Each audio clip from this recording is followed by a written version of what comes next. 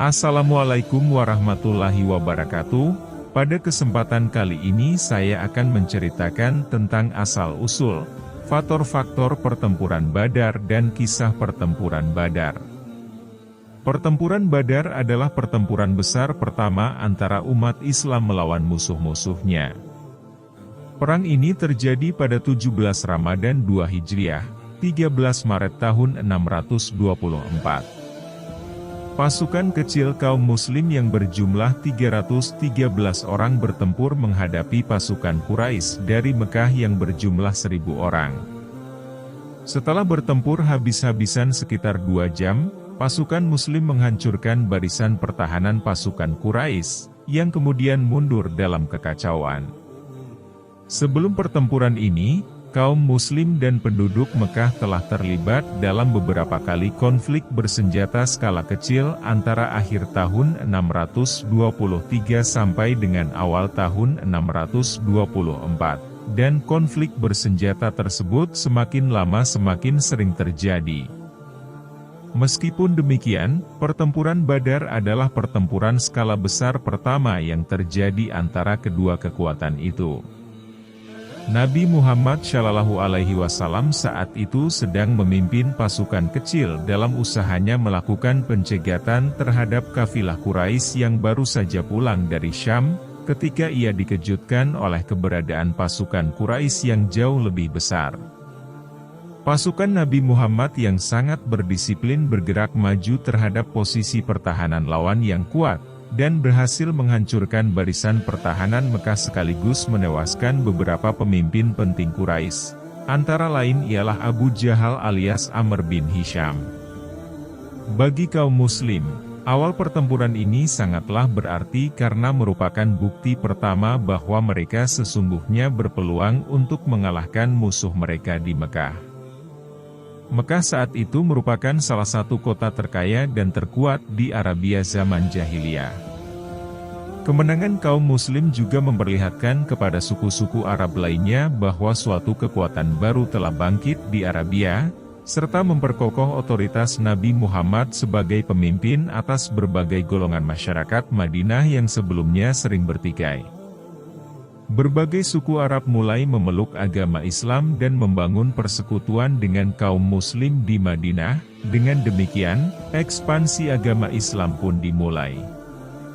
Kekalahan Quraisy dalam pertempuran Badar menyebabkan mereka bersumpah untuk membalas dendam, dan hal ini terjadi sekitar setahun kemudian dalam pertempuran Uhud. Pada awal peperangan, Jazirah Arab dihuni oleh suku-suku yang berbicara dalam bahasa Arab. Beberapa di antaranya adalah suku Badui, bangsa nomad penggembala yang terdiri dari berbagai macam suku. Beberapa adalah suku petani yang tinggal di oasis daerah utara atau daerah yang lebih subur di bagian selatan, sekarang Yaman dan Oman. Mayoritas bangsa Arab menganut kepercayaan politeisme. Beberapa suku juga memeluk agama Yahudi, Kristen, termasuk paham Nestorian, dan Zoroastrianisme. Nabi Muhammad SAW lahir di Mekah sekitar tahun 570 dari keluarga Bani Hashim dari suku Quraisy. Ketika berumur 40 tahun, ia mengalami pengalaman spiritual yaitu menerima wahyu ketika sedang menyendiri di suatu gua, yakni Gua Hira di luar kota Mekah. Ia mulai berdakwah kepada keluarganya dan setelah itu baru berdakwah kepada umum. Dakwahnya ada yang diterima dengan baik tapi lebih banyak yang menentangnya. Pada periode ini, Nabi Muhammad SAW dilindungi oleh pamannya Abu Talib. Ketika pamannya meninggal dunia sekitar tahun 619, kepemimpinan Mekah diteruskan kepada salah seorang musuh Nabi Muhammad, yaitu Amr bin Hisham, yang menghilangkan perlindungan kepada Nabi Muhammad serta meningkatkan penganiayaan terhadap komunitas muslim. Pada tahun 622, dengan semakin meningkatnya kekerasan terbuka yang dilakukan kaum Quraisy kepada kaum muslim di Mekah, Nabi Muhammad dan banyak pengikutnya hijrah ke Madinah. Hal ini menandai dimulainya kedudukan Nabi Muhammad SAW sebagai pemimpin suatu kelompok dan agama. Setelah kejadian Hijrah, ketegangan antara kelompok masyarakat di Mekah dan Madinah semakin memuncak dan pertikaian terjadi pada tahun 623 ketika kaum muslim yang selama ini diam ketika dizolimi kafir Quraisy mulai melakukan reaksi perlawanan, sering disebut Ghazab dalam bahasa Arab, pada rombongan dagang kaum Quraisy Mekah. Madinah terletak di antara rute utama perdagangan Mekah. Meskipun kebanyakan kaum muslim berasal dari kaum Quraisy juga karena sebelumnya kafir Quraisy telah melakukan penganiayaan fisik dan menjarah harta dan rumah kaum muslimin yang ditinggalkan di Mekah, karena hijrah, dan telah mengeluarkan mereka dari suku dan kaumnya sendiri. Sebuah penghinaan dalam kebudayaan Arab yang sangat menjunjung tinggi kehormatan dan umat Islam selama ini diam tidak membalas karena takut akan kemurkaan Allah Subhanahu wa Ta'ala sampai ketika Allah Subhanahu wa Ta'ala menurunkan firman-Nya agar umat Islam yang terzolimi bangkit melawan kejahatan yang dilakukan kaum kafir kaum Quraisy Mekah jelas-jelas mempunyai pandangan lain terhadap hal tersebut, karena mereka melihat kaum muslim sebagai penjahat dan juga ancaman terhadap lingkungan dan kewibawaan mereka. Pada akhir tahun 623 dan awal tahun 624, aksi Ghazab semakin sering dan terjadi di mana-mana. Pada bulan September tahun 623, Nabi Muhammad Subhanahu wa Ta'ala memimpin sendiri 200 orang kaum muslim melakukan serangan yang gagal terhadap rombongan besar kafilah Mekah. Tak lama setelah itu, kaum Quraisy Mekah melakukan serangan balasan ke Madinah, meskipun tujuan sebenarnya hanyalah untuk mencuri ternak kaum muslim. Pada bulan Januari tahun 624, kaum muslim menyerang kafilah dagang Mekah di dekat daerah Nahlah, hanya 40 km di luar kota Mekah, membunuh seorang penjaga dan akhirnya benar-benar membangkitkan dendam di kalangan kaum Quraisy Mekah. Terlebih lagi dari sudut pandang kaum Quraisy Mekah, penyerangan itu terjadi pada bulan Rajab, bulan yang dianggap suci oleh penduduk Mekah.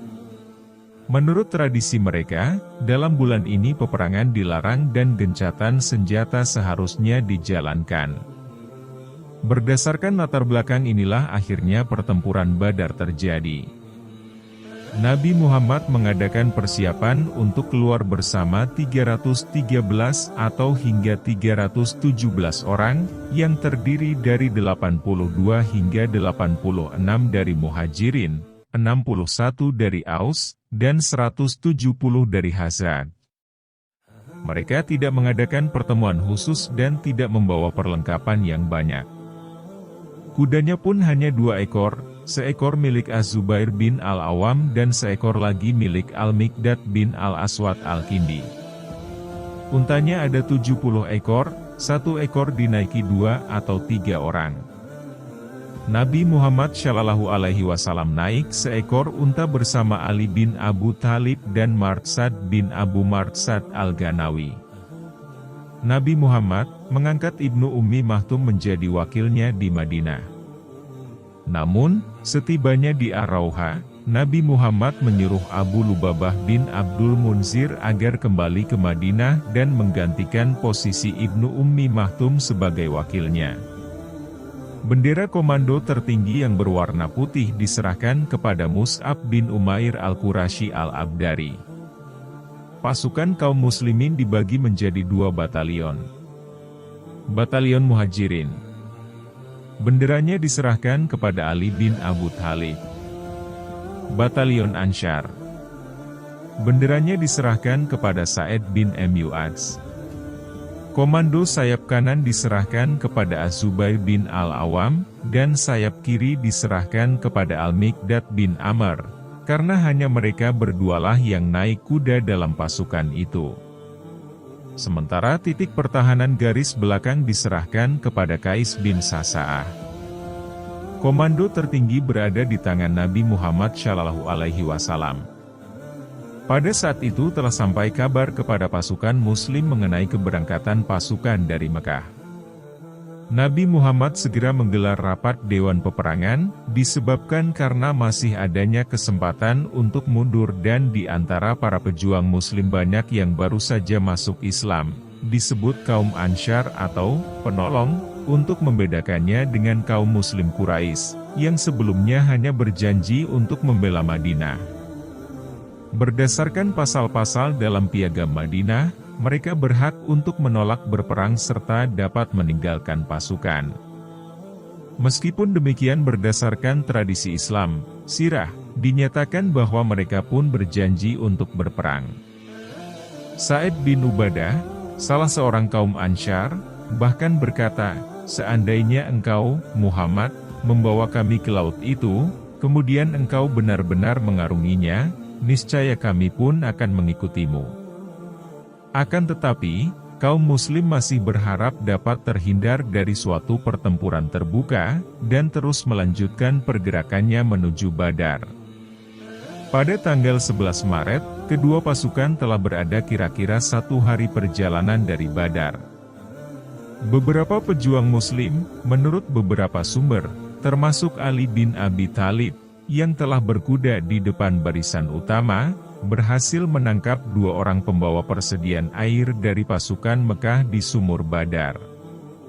Pasukan Muslim sangat terkejut ketika mendengar para tawanan berkata bahwa mereka bukan berasal dari kafilah dagang, melainkan berasal dari pasukan utama Quraisy. Karena menduga bahwa mereka berbohong, para penyelidik memukuli kedua tawanan tersebut sampai mereka berkata bahwa mereka berasal dari kafilah dagang.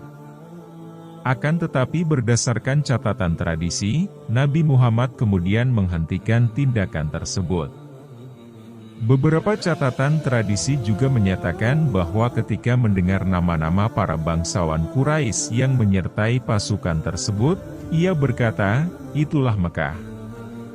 Ia telah melemparkan kepada kalian potongan-potongan hatinya." Hari berikutnya Nabi Muhammad SAW memerintahkan melanjutkan pergerakan pasukan ke Wadi Badar dan tiba di sana sebelum pasukan Mekah.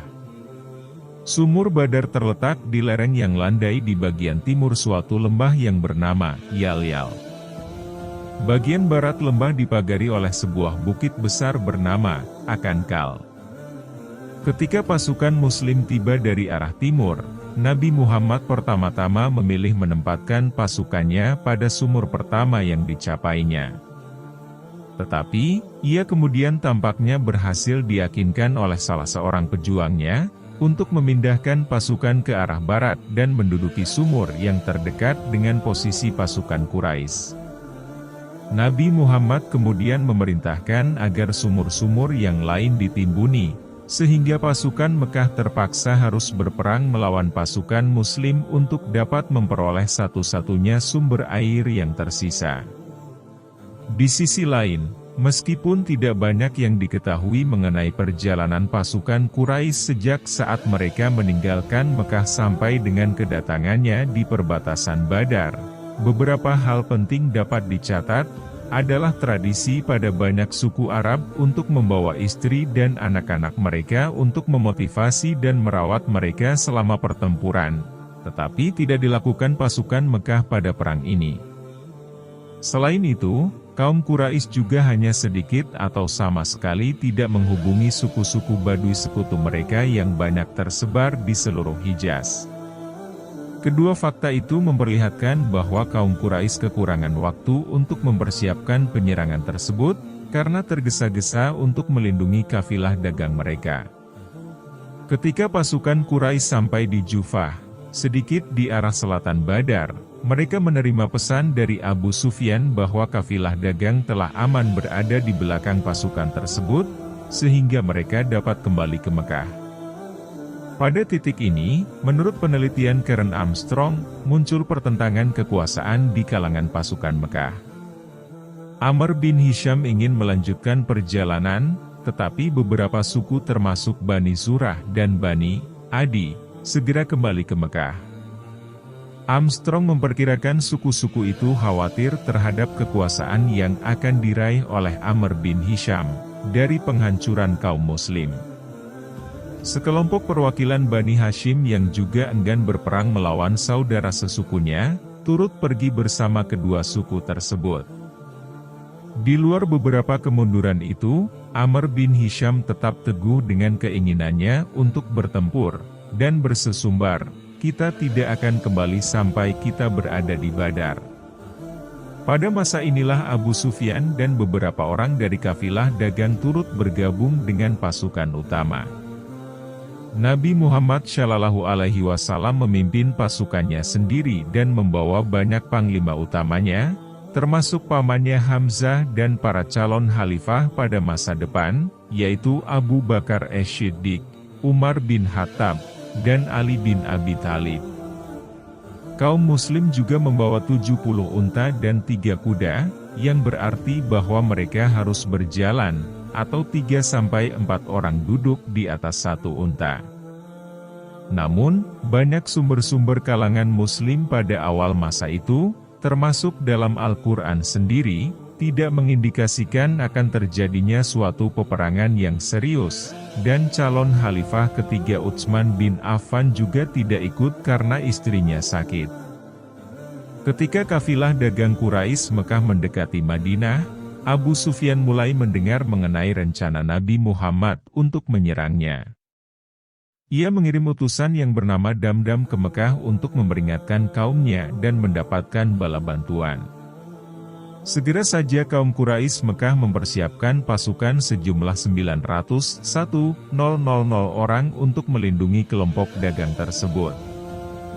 Banyak bangsawan kaum Quraisy Mekah yang turut bergabung, termasuk di antaranya Amr bin Hisham, Walid bin Utbah, Syaibah bin Rabi'ah, dan Umayyah bin Khalaf. Alasan keikutsertaan mereka masing-masing berbeda. Beberapa ikut karena mempunyai bagian dari barang-barang dagangan pada kafilah dagang tersebut, yang lain ikut untuk membalas dendam atas Ibnu Al-Hadrami, penjaga yang tewas di Nahlah, dan sebagian kecil ikut karena berharap untuk mendapatkan kemenangan yang mudah atas kaum muslim. Amr bin Hisham juga disebutkan menyindir setidak-tidaknya seorang bangsawan, yaitu Umayyah bin Khalaf, agar ikut serta dalam penyerangan ini. Di saat itu pasukan Nabi Muhammad sudah mendekati tempat penyergapan yang telah direncanakannya, yaitu di Sumur Badar, suatu lokasi yang biasanya menjadi tempat persinggahan bagi semua kafilah yang sedang dalam rute perdagangan dari Suriah. Akan tetapi, beberapa orang petugas pengintai kaum muslim berhasil diketahui keberadaannya oleh para pengintai kafilah dagang Quraisy tersebut dan Abu Sufyan kemudian langsung membelokkan arah kafilah menuju Yanbu. Di musim semi tahun 624, Nabi Muhammad mendapatkan informasi dari mata-matanya bahwa salah satu kafilah dagang yang paling banyak membawa harta pada tahun itu, dipimpin oleh Abu Sufyan dan dijaga oleh 30-40 pengawal, sedang dalam perjalanan dari Suriah menuju Mekah. Mengingat besarnya kafilah tersebut, atau karena beberapa kegagalan dalam penghadangan kafilah sebelumnya, Nabi Muhammad SAW mengumpulkan pasukan sejumlah lebih dari 300 orang, yang sampai saat itu merupakan jumlah terbesar pasukan muslim yang pernah diterjunkan ke medan perang. Jumlah lengkap dari pasukan Nabi Muhammad yang dikumpulkan adalah 313 orang laki-laki. Namun, hanya 305 orang saja yang akhirnya mengikuti pertempuran. 8 orang lainnya tertinggal karena berbagai sebab yang berbeda. Dari kaum Muhajirin terdapat 3 orang yang tidak bertempur, sedangkan dari kaum Ansyar ada 5 orang. Dari kaum Muhajirin ada Utsman bin Affan, Talhah bin Ubaidillah dan Sa'idi bin Zaid. Utsman bin Affan tidak dapat berangkat ke pertempuran karena menemani istrinya yaitu Ruqayyah binti Muhammad yang dalam keadaan sekarat hingga akhirnya ia meninggal dunia. Sedangkan Talhah bin Ubaidillah dan Sa'idi bin Zaid diutus oleh Nabi Muhammad untuk menyelidiki informasi tentang kafilah dagang suku Quraisy. Dari kaum Ansyar terdapat 5 orang yang tidak mengikuti pertempuran, yaitu Abu Lubabah bin Abdul Munzir, Hashim bin Adi al-Ajlani, Al-Harits bin Hathib al-Amri, Al-Harits bin Esyamah, dan Hawat bin Jubair. Abu Lubabah bin Abdul Munzir dipilih oleh Nabi Muhammad untuk mewakili dirinya sebagai pemimpin di Madinah. Hashim bin Adi al-Ajlani dipilih oleh Nabi Muhammad untuk mewakili dirinya sebagai pemimpin di Aliyah. Al-Harits bin Hathib al-Amri dipulangkan ke Bani Amr bin Auf di Rauha. Alasannya adalah tersebar kabar buruk tentang Bani Amr bin Auf. Sedangkan Al-Harits bin Esyamah dan Hawat bin Jubair mengalami patah tulang. Di saat fajar tanggal 13 Maret, pasukan Quraisy membongkar kemahnya dan bergerak menuju lembah Badar. Telah turun hujan pada hari sebelumnya, sehingga mereka harus berjuang ketika membawa kuda-kuda dan unta-unta mereka mendaki bukit. Akankal, beberapa sumber menyatakan bahwa matahari telah tinggi ketika mereka berhasil mencapai puncak bukit. Setelah menuruni bukit, akankal, pasukan Mekah mendirikan kemah baru di dalam lembah. Saat beristirahat, mereka mengirimkan seorang pengintai, yaitu Umair bin Wahab, untuk mengetahui letak barisan-barisan Muslim. Umair melaporkan bahwa pasukan Nabi Muhammad berjumlah kecil, dan tidak ada pasukan pendukung Muslim lainnya yang akan bergabung dalam peperangan. Akan tetapi ia juga memperkirakan akan ada banyak korban dari kaum Quraisy bila terjadi penyerangan. Salah satu hadits menyampaikan bahwa ia melihat unta-unta Madinah yang penuh dengan hawa kematian. Hal tersebut semakin menurunkan moral kaum Quraisy, karena adanya kebiasaan peperangan suku-suku Arab yang umumnya sedikit memakan korban, dan menimbulkan perdebatan baru di antara para pemimpin Quraisy. Meskipun demikian, menurut catatan tradisi Islam, Amr bin Hisham membungkam semua ketidakpuasan dengan membangkitkan rasa harga diri kaum Quraisy dan menuntut mereka agar menuntaskan hutang darah mereka. Pertempuran diawali dengan majunya pemimpin-pemimpin kedua pasukan untuk berperang tanding. 3 orang Ansyar maju dari barisan Muslim, akan tetapi diteriaki agar mundur oleh pasukan Mekah, yang tidak ingin menciptakan dendam yang tidak perlu dan menyatakan bahwa mereka hanya ingin bertarung melawan Muslim Quraisy. Karena itu, kaum Muslim kemudian mengirimkan Ali, Ubaidah bin Al-Harits, dan Hamzah. Para pemimpin Muslim berhasil menewaskan pemimpin-pemimpin Mekah dalam pertarungan 3 lawan 3, meskipun Ubaidah mendapat luka parah yang menyebabkan ia meninggal dunia. Selanjutnya kedua pasukan mulai melepaskan anak panah ke arah lawannya. 2 orang Muslim dan beberapa orang Quraisy yang tidak jelas jumlahnya tewas. Sebelum pertempuran berlangsung, Nabi Muhammad SAW telah memberikan perintah kepada kaum Muslim agar menyerang dengan senjata-senjata jarak jauh mereka, dan bertarung melawan kaum Quraisy dengan senjata-senjata jarak pendek hanya setelah mereka mendekat. Segera setelah itu ia memberikan perintah untuk maju menyerbu, sambil melemparkan segenggam kerikil ke arah pasukan Mekah, suatu tindakan yang mungkin merupakan suatu kebiasaan masyarakat Arab, dan berseru, kebingungan melanda mereka. Pasukan Muslim berseru, "Ya Mansur, Amit," dan mendesak barisan-barisan pasukan Quraisy. Besarnya kekuatan serbuan kaum Muslim dapat dilihat pada beberapa ayat-ayat Al-Quran, yang menyebutkan bahwa ribuan malaikat turun dari surga pada pertempuran Badar untuk membinasakan kaum Quraisy. Haruslah dicatat bahwa sumber-sumber Muslim awal memahami kejadian ini secara harafiah, dan terdapat beberapa hadits mengenai Nabi Muhammad SAW yang membahas mengenai malaikat Jibril dan peranannya di dalam pertempuran tersebut. Apapun penyebabnya, pasukan Mekah yang kalah kekuatan dan tidak bersemangat dalam berperang segera saja tercerai-berai dan melarikan diri. Pertempuran itu sendiri berlangsung hanya beberapa jam dan selesai sedikit lewat tengah hari. Imam Bukhari memberikan keterangan bahwa dari pihak Mekah 70 orang tewas dan 70 orang tertawan. Hal ini berarti 15% sampai 16% pasukan Quraisy telah menjadi korban. Kecuali bila ternyata jumlah pasukan Mekah yang terlibat di Badar jauh lebih sedikit, maka persentase pasukan yang tewas akan lebih tinggi lagi. Korban pasukan Muslim umumnya dinyatakan sebanyak 14 orang tewas, yaitu sekitar 4% dari jumlah mereka yang terlibat peperangan. 6 orang berasal dari kaum Muhajirin dan 8 orang dari kaum Ansyar. Nama korban meninggal dari kaum Muhajirin yaitu Ubaidah bin Al-Harits, Umair bin Abi Waqqas, Dzusi Shimalain bin Abdu Amr, Akil bin Al-Bukair, Mihjah, dan Syafwan bin Baida. Sedangkan korban meninggal dari kaum Ansyar berasal dari Bani Aus dan Bani Khazraj. Korban meninggal dari Bani Aus ada 2 orang, yaitu Sa'id bin Haitsamah dan Mubashir. Sedangkan dari Bani Khazraj ada 6 orang, yaitu Yazid bin Al-Harits, Umair bin Al-Husam, Rafi bin Al-Mualla, Haritsah bin Surakah, Auf bin Afra, dan Muawadz bin Afra.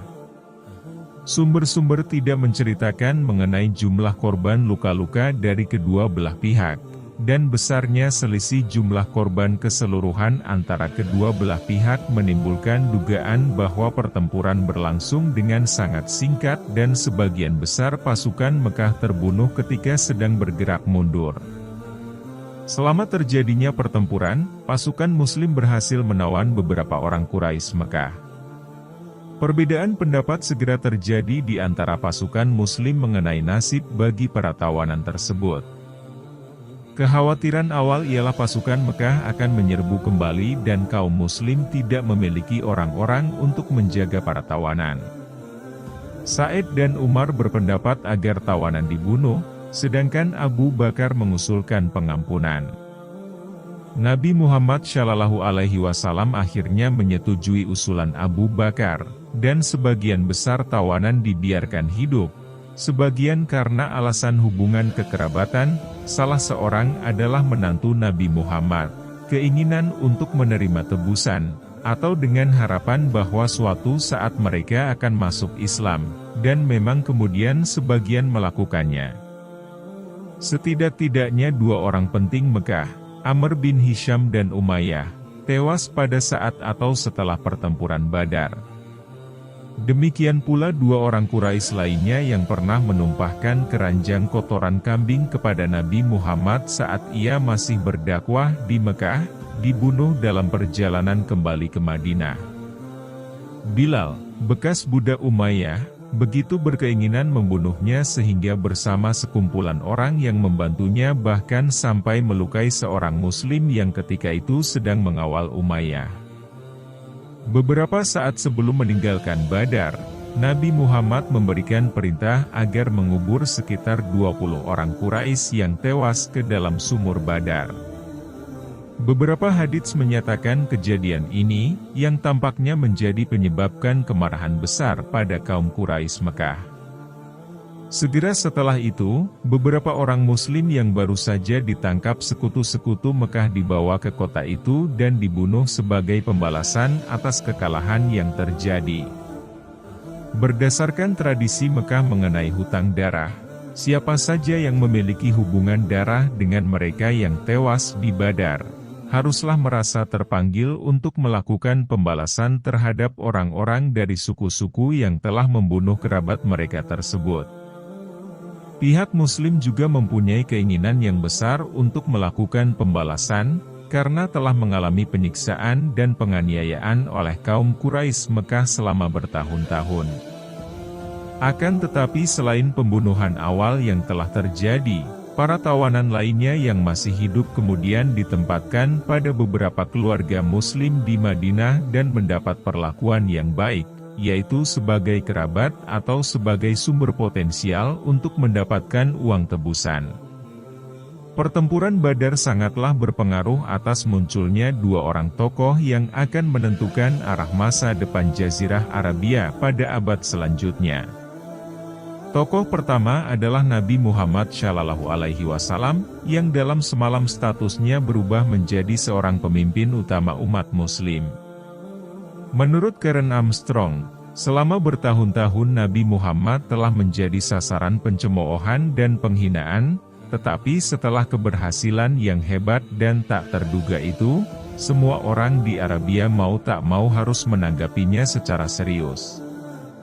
Marshal Hudson menambahkan bahwa peristiwa di Badar memaksa suku-suku Arab lainnya untuk menganggap umat Muslim sebagai salah satu penantang dan pewaris potensial terhadap kewibawaan dan peranan politik yang dimiliki oleh kaum Quraisy. Kemenangan di Badar juga membuat Nabi Muhammad SAW dapat memperkuat posisinya sendiri di Madinah. Segera setelah itu, ia mengeluarkan Bani Qainuqa dari Madinah, yaitu salah satu suku Yahudi yang sering mengancam kedudukan politiknya. Pada saat yang sama, Abdullah bin Ubay, seorang Muslim pemimpin Bani Hazrat dan penentang Nabi Muhammad, menemukan bahwa posisi politiknya di Madinah benar-benar melemah. Selanjutnya, ia hanya mampu memberikan penentangan dengan pengaruh terbatas kepada Nabi Muhammad. Tokoh lain yang mendapat keberuntungan besar atas terjadinya pertempuran Badar adalah Abu Sufyan. Kematian Amr bin Hisham, serta banyak bangsawan Quraisy lainnya telah memberikan Abu Sufyan peluang, yang hampir seperti direncanakan, untuk menjadi pemimpin bagi kaum Quraisy. Sebagai akibatnya, saat pasukan Nabi Muhammad bergerak memasuki Mekah 6 tahun kemudian, Abu Sufyan menjadi tokoh yang membantu merundingkan penyerahannya secara damai. Abu Sufyan pada akhirnya menjadi pejabat berpangkat tinggi dalam kekhalifahan Islam, dan anaknya Muawiyah kemudian melanjutkannya dengan mendirikan kekhalifahan Umayyah. Keikutsertaan dalam pertempuran di Badar pada masa-masa kemudian menjadi amat dihargai, sehingga Ibnu Ishaq memasukkan secara lengkap nama-nama pasukan Muslim tersebut dalam biografi Nabi Muhammad SAW yang dibuatnya. Pada banyak hadits, orang-orang yang bertempur di Badar dinyatakan dengan jelas sebagai sebentuk penghormatan, bahkan kemungkinan mereka juga menerima semacam santunan pada tahun-tahun belakangan. Meninggalnya veteran pertempuran Badar yang terakhir, diperkirakan terjadi saat Perang Saudara Islam pertama. Menurut Karen Armstrong, salah satu dampak Badar yang paling berkelanjutan kemungkinan adalah kegiatan berpuasa selama Ramadan, yang menurutnya pada awalnya dikerjakan umat Muslim untuk mengenang kemenangan pada pertempuran Badar. Meskipun demikian pandangan ini diragukan, karena menurut catatan tradisi Islam, pasukan Muslim saat itu sedang berpuasa ketika mereka bergerak maju ke medan pertempuran. Perang Badar juga berdampak pada kemajuan pendidikan bagi umat Islam. Rasulullah memutuskan kebijakan yang sangat bijaksana terhadap tawanan Quraisy. Kebijakan tersebut berdasarkan usulan Abu Bakar As-Siddiq. Sesungguhnya seluruh pengetahuan mengenai pertempuran Badar berasal dari catatan-catatan tradisi Islam, baik berupa hadits maupun biografi Nabi Muhammad SAW.